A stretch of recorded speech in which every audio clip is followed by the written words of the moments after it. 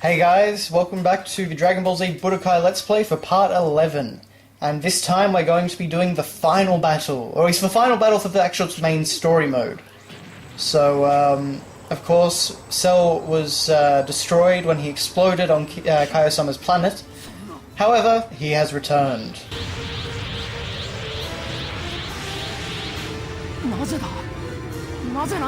It's honestly a pretty epic scene. There's some great music playing.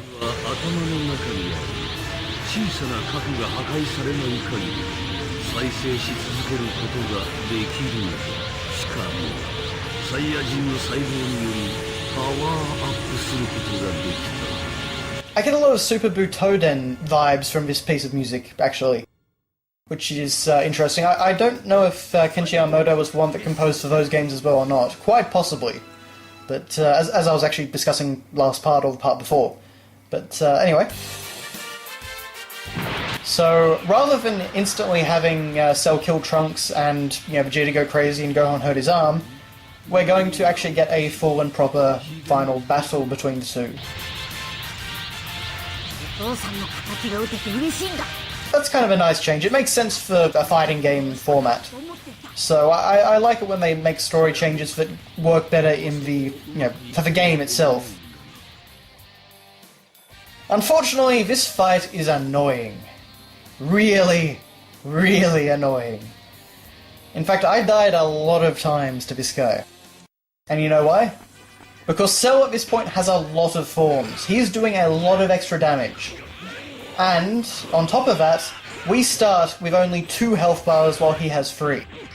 If you add into this the whole difficulty I was discussing with Gohan, how he can't reach Cell easily, it turns into quite a nightmare of a battle. It's really quite frustrating. And you definitely want a difficult battle for the final boss, but you are literally outclassed here. You have a handicap because you're permanently weaker than him from the very beginning. So it's definitely very annoying, and particularly because it's so hard to actually sometimes make your hits connect. I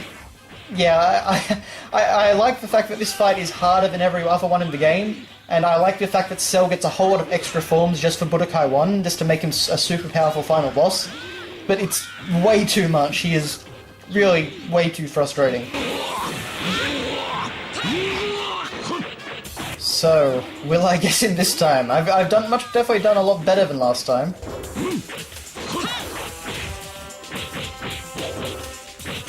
But Blocky McGee decides to stop all of my special attacks, and yeah, not quite. Interestingly enough, I wasn't knocked back to base form, I was only knocked back to Super Saiyan 1. But alright, so I cut out a lot of my deaths, but just decided to keep a couple in just to kind of show you how easily I got defeated. But this time, it's for real. So, let's try and defeat Cell.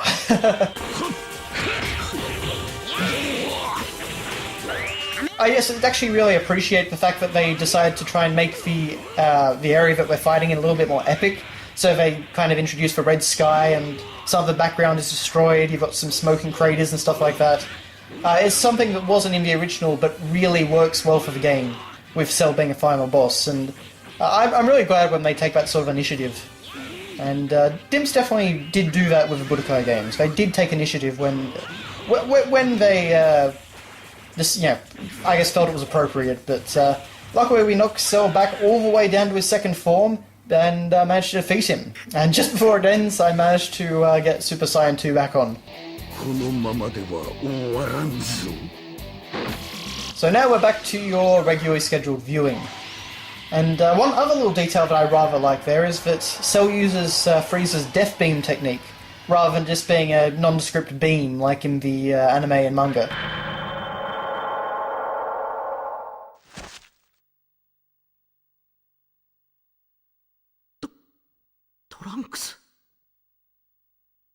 One thing I haven't mentioned in this game, oh, you Aunt Sallies! Even though there's only one of you! And Aunt Sally is a horrible insult! I'm glad we got one more Aunt Sally in the game. No, but what I was saying before is that the lip-syncing in this game is actually pretty good. Which is unusual for particularly an early PS2 game. So of course we have the climactic Kamehameha duel.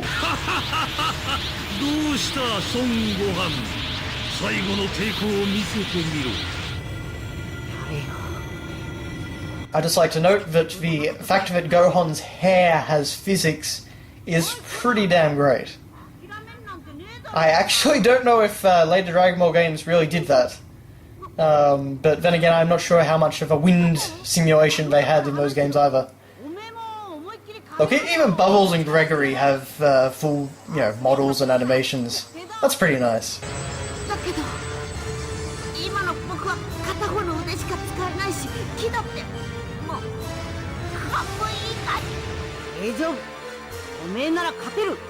Use the Force, Gohan. 最後に見せてくれよ。オラたち2人で作った力を。はい。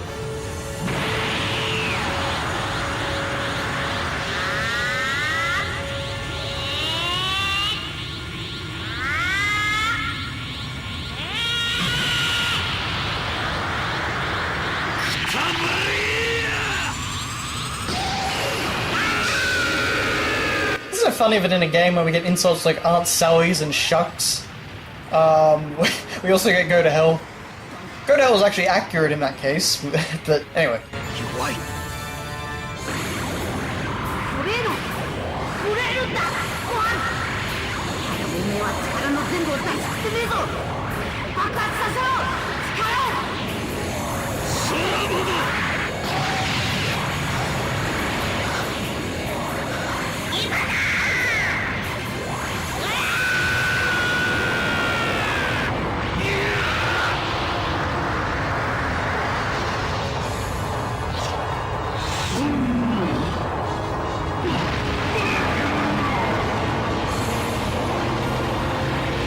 They do a pretty good job of just there with emulating the original anime/manga version.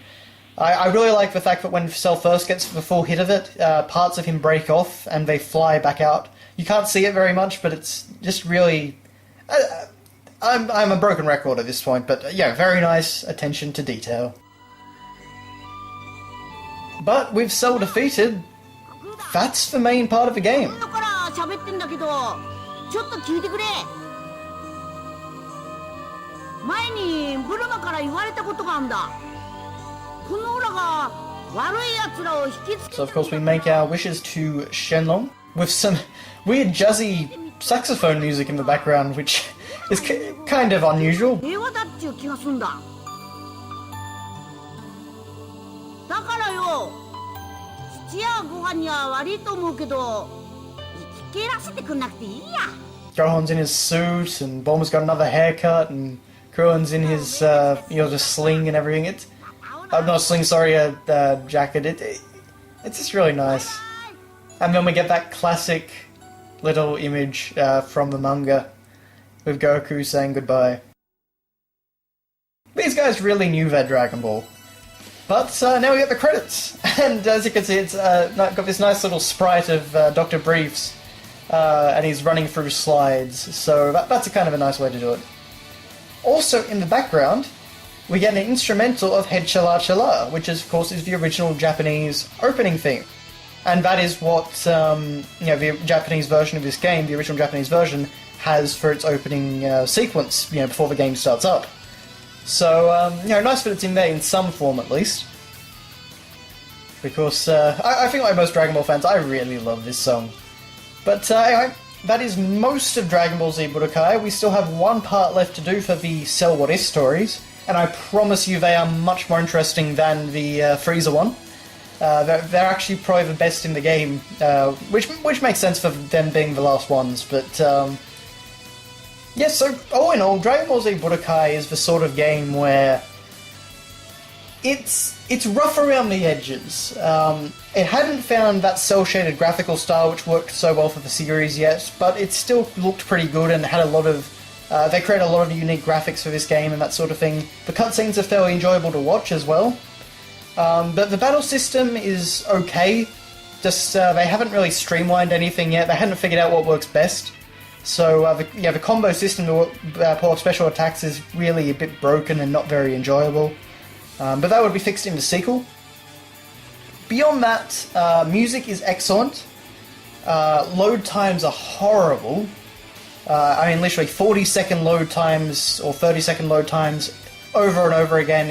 It's kind of ridiculous. But luckily the sequels never did that again. But yeah, so Budokai 1 is really a mixed bag. And also I should probably mention again the fact that we only go up to the end of the Cell arc. We don't go all the way through to the end of Dragon Ball Z.